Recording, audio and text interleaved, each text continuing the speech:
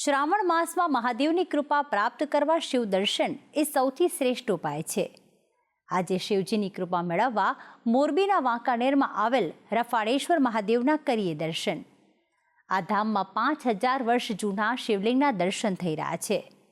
સૌથી મહત્વની વાત તો એ છે કે આ ધામમાં પિતૃ તર્પણની વિધિનું પણ એટલું જ મહત્વ છે। તો આવો આપણે પણ દર્શન કરીએ રફાળેશ્વર મહાદેવના અને જીવનને ધન્ય બનાવીએ।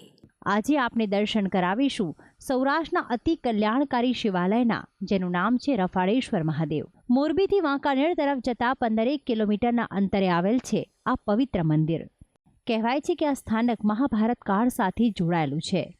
5 પાંડવોએ આ સ્થાન પર જ પિતૃ તર્પણ કર્યાની દંતકથા છે।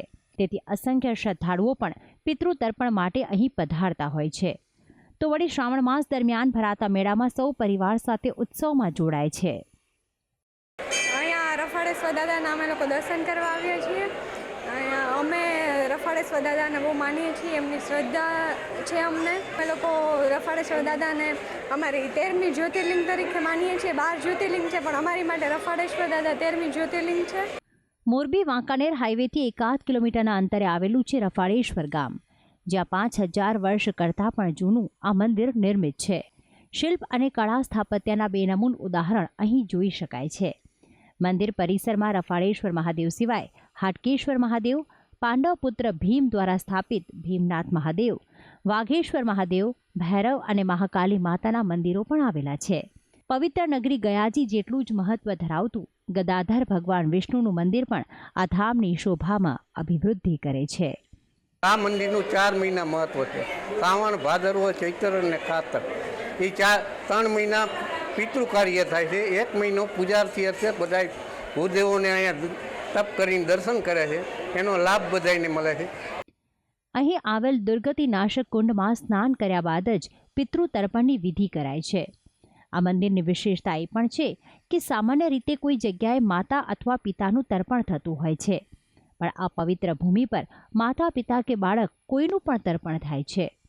અહીં જોવા મળતો પ્રાચીન પીપળો પણ અનન્ય મહત્વ ધરાવે છે। કહેવાય છે કે આ જ સ્થળે પાંડુ રાજાનું તર્પણ કર્યા બાદ ગદાધારી ભીમે આ પીપળે પાણી રેડ્યું હતું, જે પરંપરા સામાન્ય ભક્તો પણ અનુસરે છે। રફાળેશ્વર મહાદેવનું મંદિર સમગ્ર સૌરાષ્ટ્રની જનતા માટે શ્રદ્ધા અને આસ્થાનું પ્રતીક છે। વર્ષમાં 4 મહિના શ્રાવણ, ભાદરવો, ચૈત્ર અને કારતકમાં ભક્તો અહીં દર્શનાર્થે પધારે છે। રીપુ નામના રાજાએ અહીંયા તપ કરેલું હતું।